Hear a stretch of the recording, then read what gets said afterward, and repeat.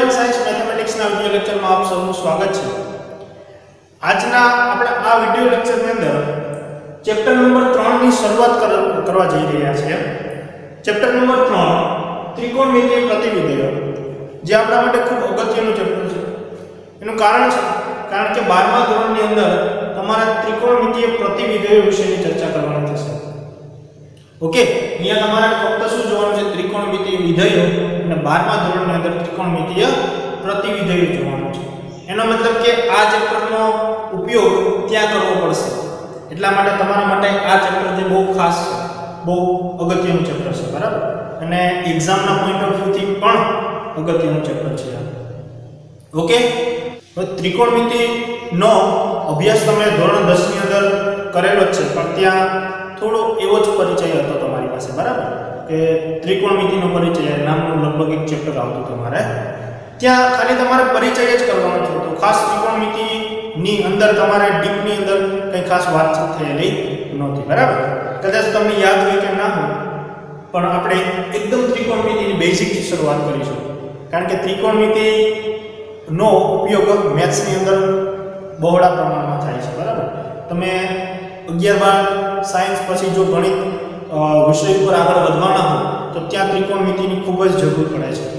એટલે આપણે 11 અને 12 સાયન્સ માટે અને આગળના વર્ષો માટે પણ ત્રિકોણમિતિ ઉપયોગમાં આવવાની છે, એટલા માટે આપણે આનો એકદમ બેઝિકથી અભ્યાસ કરીશું।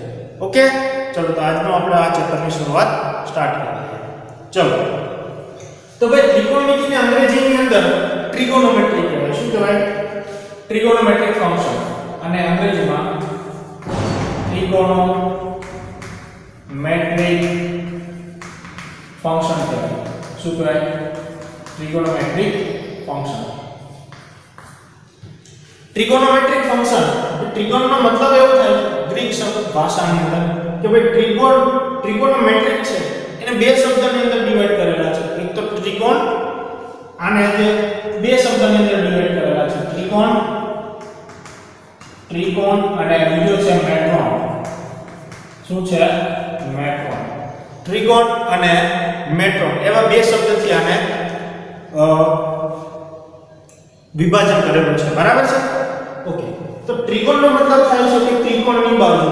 ત્રિકોણનો મતલબ શું થાય છે? ત્રિકોણની બાજુ। અને જે મેટ્રોન છે, મેટ્રોનનો મતલબ છે માપ। મેટ્રોનનો મતલબ શું થાય છે? માપ। એટલે કે અહીંયા જે આપણે વાત કરવાની છે ત્રિકોણની બાજુ, ત્રિકોણનો મતલબ ટૂંકમાં ત્રિકોણની વાત થાય છે, બરાબર? બાજુ હોય કે પછી ખૂણો હોય કે જે પણ હોય, તો એના માપ વિશેની ચર્ચા કરવાની છે।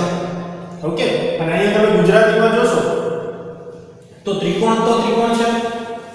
ઓકે, ત્રિકોણની અંદર પછી જે પણ વસ્તુ આવતી હોય, ખૂણા આવતા હોય, ત્રિકોણની બાજુ આવતી હોય, ત્રિકોણના ખૂણા આવતા હોય, એ બધું ત્રિકોણની અંદર આવે છે।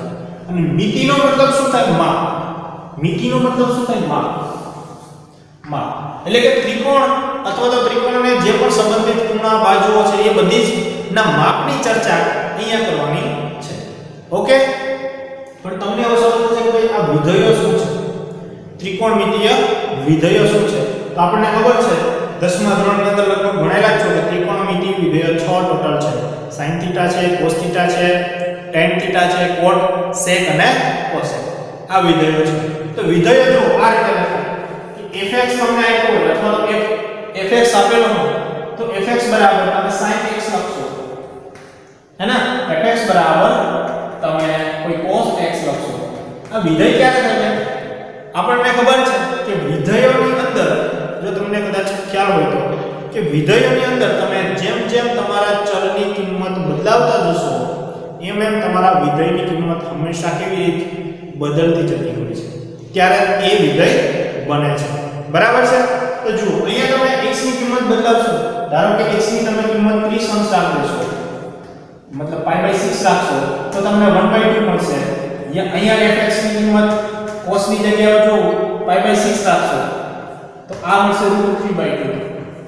આ ખાલી સમજવા માટે છે, આના માટે આપણે ડિટેલમાં અભ્યાસ કરશું આગળના સેશનમાં। ઓકે, આ ખાલી સમજવા માટે છે, કાંઈ ટેન્શન ના લેતા। તો આ વસ્તુ બને છે, એ શું બનાવે છે? ત્રિકોણમિતિ ફંક્શન, વિધેય બનાવે છે, બરાબર છે? કારણ કે જો એક જ કિંમત માટે અથવા તો અલગ અલગ કિંમત માટે તમારા વિધેયોની કિંમત કેવી આવતી જાય છે? અલગ અલગ. તો આ બને છે ત્રિકોણમિતિય વિધેય. હવે 10મા ધોરણની અંદર તમે જે ખૂણાઓના માપ વિશેની ચર્ચા કરેલી છે એ એક જ પ્રકારના ખૂણાની માપની ચર્ચા કરેલી છે. કયા ખૂણાના? તો કે અંશ માપ. તમે અત્યાર સુધી અંશ માપથી પરિચિત હતા, પણ હવે અહીંયા જે ખૂણાની વાત કરવાની છે એ રેડિયન માપ અને અંશ માપ બંનેમાં કરવાની થશે. બરાબર છે? તો ચલો પહેલા તો ખૂણાની બેઝિક વાત કરી લઈએ કે ભાઈ બેઝિક ખૂણા કોને કહેવાય. બરાબર છે? તો ચલો ખૂણા વિશે જોઈ લઈએ. તો જો આ આપણે કોઈ મેં લાઈન લીધી છે. આ લાઈનને આપણે પ્રારંભિક ભુજ કહીએ. પ્રારંભિક ભુજ. બરાબર છે? અને આ જે બીજી કોઈક લાઈન છે, ખૂણા વિશેની આપણે ચર્ચા કરવાની છે. ખૂણા. ઓકે. અને આ બીજી લાઈન છે એને અંત્યભુજ કહીએ. અંત્યભુજ. આ શું છે? પ્રારંભિક ભુજ છે કે જ્યાંથી શરૂઆત થતી હોય આપણા ભુજની, એ પ્રારંભિક ભુજ છે. અને આ જે છે ત્યાં પૂરું થતું હોય, મતલબ એ અંત્યભુજ છે. અને આ જે છે ને આને શિરોબિંદુ કહેવાય. શું કહેવાય? શિરોબિંદુ. ઓકે, આ શિરોબિંદુ છે. હવે પ્રારંભિક ભુજથી જો તમે સ્ટાર્ટ કરો અને અંત્યભુજ સુધી જો તમે ઘડિયાળના વિરુદ્ધ દિશામાં જાઓ, આ રીતે ઉપર જશો, તો હંમેશા તમને જે ખૂણો મળશે એ ધન મળશે. કેવો મળશે? ધન મળશે. જે થીટા મળશે એ ધન મળશે. જો ઘડિયાળની વિરુદ્ધ દિશામાં, ઘડિયાળ કઈ રીતે આ રીતે ફરતી હોય ને, આ રીતે આમ ફરતી હોય. જો આ ઘડિયાળ છે તો ઘડિયાળનો કાંટો જે છે એ કઈ રીતે ફરે? આ રીતે ફરે. હે ને?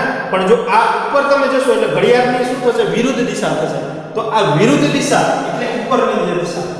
હવે જો ઘડિયાળથી ઉપરની વિરુદ્ધ દિશામાં જશો ત્યારે તમને જે થીટા મળવાનો છે એ થીટા કેવો મળશે? ધન મળશે.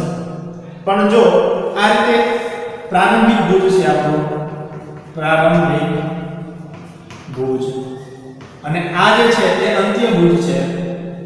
અંત્યભુજ. ઓકે. પણ અને આ શિરોબિંદુ છે. જો તમે પ્રારંભિક ભુજથી અંત્યભુજ ભુજ સુધી આ રીતે જવાને બદલે જો આ નીચે તરફ જશો, બરોબર છે? જો નીચે તરફ જશો તો આ જે ખૂણો મળશે એ ખૂણો કેવો મળશે? Negative theta. કેવો બનશે? Negative theta. મતલબ હવે આ જે વસ્તુ બનશે કેવી બનશે? તો કે આ જે આપણું અંત્યભુજ હતું એ હવે શું બની જશે? પ્રારંભિક ભુજ. શું બનશે? આ પ્રારંભિક ભુજ. અને આ બનશે અંત્યભુજ. ખ્યાલ આવી ગયો? જો આ પ્રારંભિક ભુજ હું માની લઉં અને ત્યાંથી હું નીચે મતલબ ઘડિયાળની દિશાની અંદર જો આવું તો મને જે થીટા મળશે એ નેગેટિવ થીટા મળશે. ખ્યાલ આવી ગયો ખૂણા વિશે? ખૂણા બે પ્રકારના અહીંયા મળશે. કાં તો માઈનસમાં પણ હોઈ શકે અને પ્લસમાં પણ હોઈ શકે. માઈનસમાં ક્યારે મળશે? તો કે પ્રારંભિક ભુજથી તમે ઘડિયાળની દિશામાં જશો તો તમને નેગેટિવ થીટા મળશે, મતલબ માઈનસમાં ખૂણો મળશે. અને જો પ્રારંભિક ભુજથી તમે ઘડિયાળની વિરુદ્ધ દિશામાં જશો તો તમને જે થીટા મળશે એ ધન થીટા મળશે, મતલબ ધન ખૂણો મળશે. ખ્યાલ આવી ગયો? આ તે ખૂણાની વાત. હવે આ ખૂણાના માપ એ તમે બે રીતે ચકાસવાના રહેશે.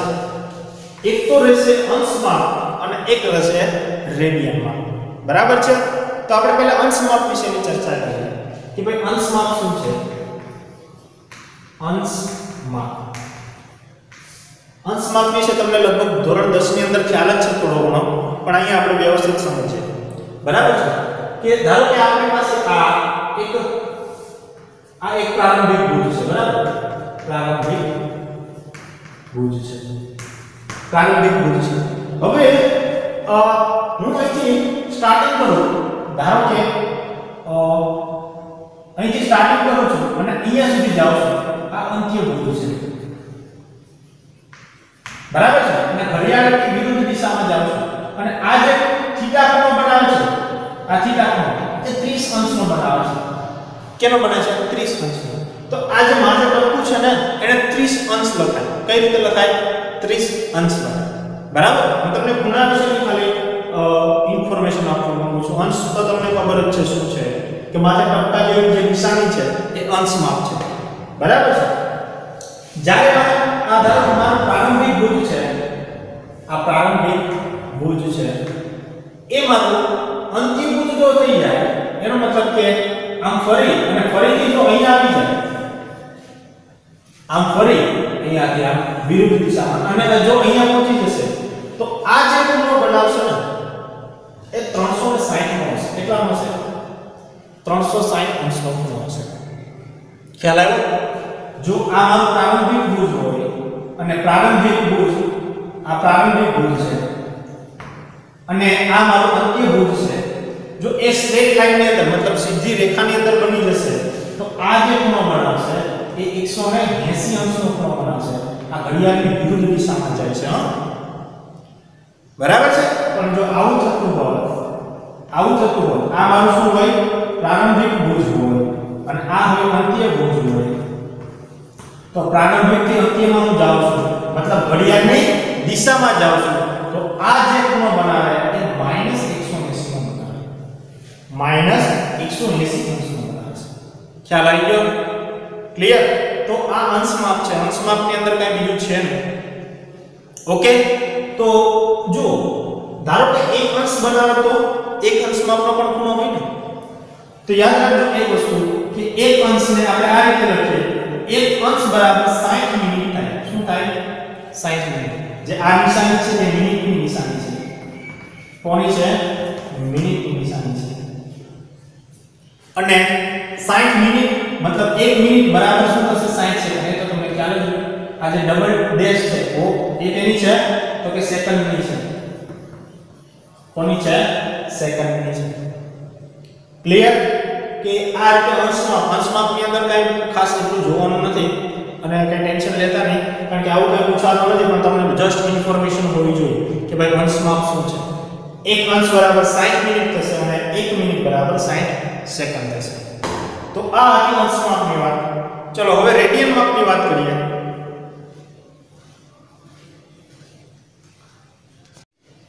ચલો રેડિયન માપ જોઈએ. તો રેડિયન માપ કોને કહેવાય? પહેલા તો એ સવાલ છે કે રેડિયન માપ એટલે કેવું માપ? કે ધારો કે આપણી પાસે એક વર્તુળ છે, એક વર્તુળ છે, બરાબર? એ વર્તુળની ત્રિજ્યા 1 એકમ હોય. આ ત્રિજ્યા 1 એકમ હોય એવું મેં એક વર્તુળ લીધું છે, બરાબર છે? અને વર્તુળ ઉપર એક કોઈ ચાપ લઈ લો, એક કોઈ ચાપ લઈ લો કે જેની લંબાઈ કેટલી હોય? એ પણ 1 એકમ હોય, બરાબર? ધારો કે આપણે આ ચાપ લીધી છે અહીંયા, ધારો કે જો આ પ્રકારની એક ચાપ મેં લીધી છે, ઓકે, કે જેની લંબાઈ કેટલી છે? એ પણ 1 એકમ છે. અને આ બંને પોઈન્ટને જો તમે જોડશો ને, આ બંને પોઈન્ટને તમે જોડશો ને તો એ જે ખૂણો બનશે, એ જે ખૂણો બનવાનો છે એ શું બનશે? તો કે 1 રેડિયનનો બનશે. કેટલાનો બનશે? 1 રેડિયનનો બનશે. અને રેડિયનને તમે આ રીતે c તરીકે 1 ઉપર c લખો તો પણ રેડિયન ચાલે છે, અને 1 ઉપર r લખી દો તો પણ ચાલે, અથવા તો 1 રેડિયન કહો તો પણ ચાલે. 1 રેડિયન ને તમારે લખવો હોય 1 રેડિયન તો પણ ચાલે, 1 c લખશો તો પણ ચાલશે, અને 1 r લખશો ને તો પણ ચાલશે. ખ્યાલ આવે છે? ઈઝી. ચલો, તો આને શું કહેવાય? 1 રેડિયન કહેવાય. શું કહેવાય? 1 રેડિયન કહેવાય. જેમ કે તમને એવી ઈચ્છા થાય કે ભાઈ મારી પાસે કોઈ એક એવું વર્તુળ છે, આ પ્રકારનું વર્તુળ છે, એમાંથી મેં એક રેડિયસ લઈ લીધી, મતલબ ત્રિજ્યા લઈ લીધી 1 એકમ, 1 એકમ ત્રિજ્યા લીધી છે, બરાબર? એવું મેં એક વર્તુળ લીધું છે. અને ધારો કે મેં વર્તુળની ઉપર એક ચાપ લીધી છે, આ પ્રકારની ચાપ લીધી છે કે જેની લંબાઈ 5 એકમ છે. કેટલી છે? 5 એકમ. આ હોય એકમ. એકમ તરીકે કંઈ પણ હોઈ શકે. એકમ તરીકે સેન્ટીમીટર હોઈ શકે, મીટર હોઈ શકે, કોઈ પણ હોઈ શકે. આપણે ખાલી એકમની વાત કરી રહ્યા. તો અહીંયા મેં 5 એકમ લઈ લીધી છે. તો આ જે બંને પોઈન્ટ છે, આ બંને જો બિંદુઓને આપણા જે મધ્ય બિંદુ છે ત્યાંથી જોડીશું અને જે અહીંયા ખૂણો બનાવશે એ કેટલા રેડિયનનો બનશે? તો કે એની ચાપ 5 રેડિયન જેટલો બનશે, અથવા તો 5 r જેટલો બનશે. ખ્યાલ આવી ગયો? ઈઝી. ક્લિયર? કેટલો બનશે? 5 રેડિયન જેટલો બનશે. ઓકે, તો આ રેડિયન માપની ખાલી સિમ્પલ વાત. પણ તમને એવો કદાચ સવાલ થાય, કે ભાઈ રેડિયન માપ આપેલું હોય અને તમારે અંશ માપમાં જવું હોય તો શું તમે જઈ શકો? રેડિયન માપ આપેલું હોય અને અંશ માપમાં તમારે જવું હોય તો તમે શું જઈ શકો? તો કે હા. એના માટેનો જો આગળનો ટોપિક છે, આગળનો ટોપિક શું છે? તો કે અંશ માપ અને રેડિયન માપ વચ્ચેનો સંબંધ. શું છે? તો કે અંશ માપ અને રેડિયન માપ વચ્ચેનો સંબંધ. ઓકે, તો ભાઈ ધારો કે મને આન્સર ની અંદર મતલબ ક્વેશ્ચન ની અંદર અંશ માપ આપેલું છે અને મારે રેડિયન માં જવું છે. તો જો અંશ માપ આપેલું હોય તો અંશ માપ મતલબ રેડિયન માપ આપેલું છે અને મારે ક્યાં જવું છે? અંશ માપમાં. તો અંશ માપ બરાબર 180 એના છેદમાં પાઈ ગુણ્યા રેડિયન માપ.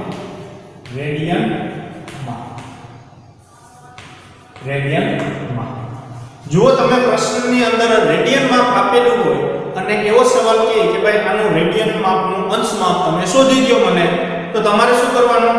એના 180 ના છેદમાં પાઈ વડે ગુણાકાર કરી દેવાનો. ઓકે, અહીંયા પાઈની કિંમત 180 છે એવી લેજો.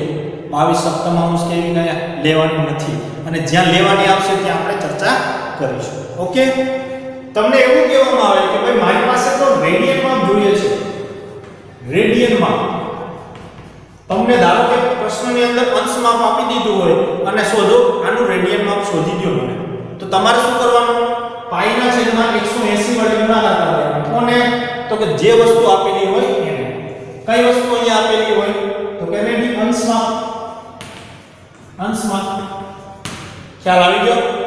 જો અંશ માપ આપેલું હોય તો તમારે શું કરવાનું? 180 અંશ upon પાઈ ગુણ્યા રેડિયન માપ કરી દેવાના. અને રેડિયન માપ શોધવું હોય તો 180 ના છેદમાં પાઈ ના છેદમાં 180 ગુણ્યા અંશ માપ કરી દેવાનું.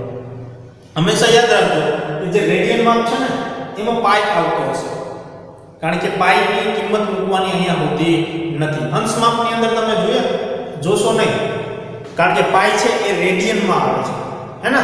અને અંશ માપ એ એકલું જ હોય છે. 30 અંશ હોય, 60 અંશ હોય, 45 અંશ હોય, એ પ્રકારની કિંમતો હોય. જ્યારે રેડિયન માં શું હોય? π/6 હોય, π/3 હોય, π/2 હોય, આવા પ્રકારના માપ હોય.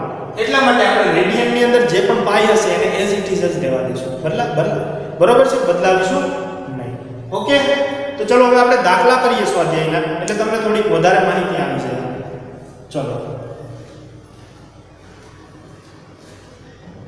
ચલો સ્વાધ્યાય 3.1 જોઈએ. એટલે આ જે આપણે અંશ માપ અને રેડિયન માપનો જે કોન્સેપ્ટ છે એકદમ ક્લિયર થઈ જાય. બરાબર છે? ચલો સ્વાધ્યાય 3.1. તો પહેલા પ્રશ્નની અંદર અંશ માપને સંગત રેડિયન માપ શોધો. શું કરવાનું છે પહેલા પ્રશ્નની અંદર?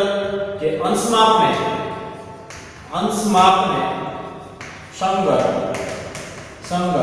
રેડિયન માપ શોધો. ચલો એની અંદર પહેલો પ્રશ્ન, ક્વેશ્ચન નંબર 1 શું છે? 25 અંશ આપેલો છે.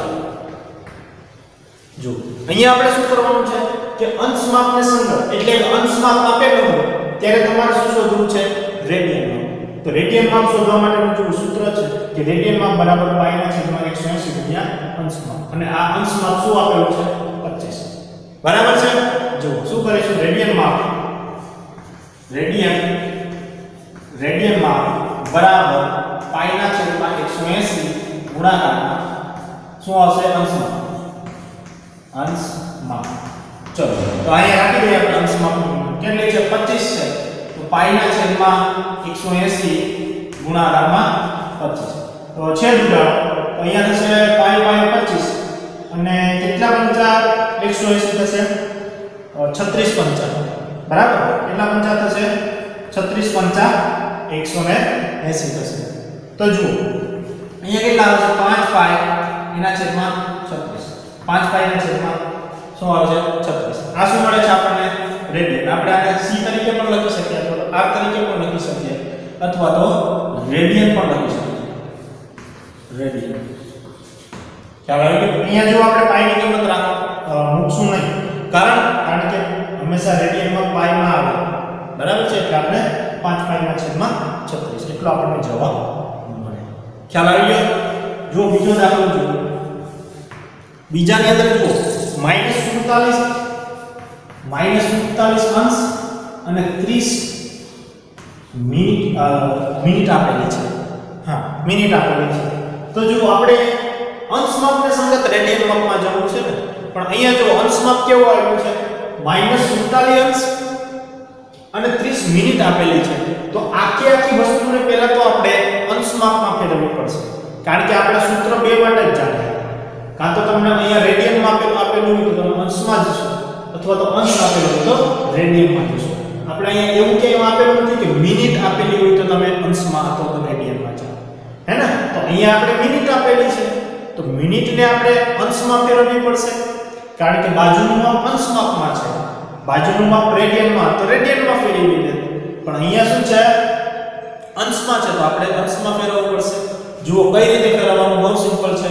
એક ટેકનિક યાદ રાખી લેજો કે -47 અંશ અને 30 મિનિટ આને અંશમાં ફેરવવા માટે કે -12 રાખી દીધા અને આ 47 નો છે આપણા અંશમાં છે, બરાબર? તો આને આપણે 30 ને અંશમાં ફેરવવા માટે 60 વડે ગુણવાનું.